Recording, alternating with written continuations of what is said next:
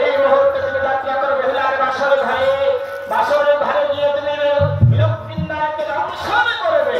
না না, এই পাপের কাজ আমি করতে পারবো না। শঙ্করাজ, আমার আদেশ পালন করবে কিনা? মাগো, তোমার আদেশ পালন করতে গিয়ে যে পাপ হবে আমার, এই পাপ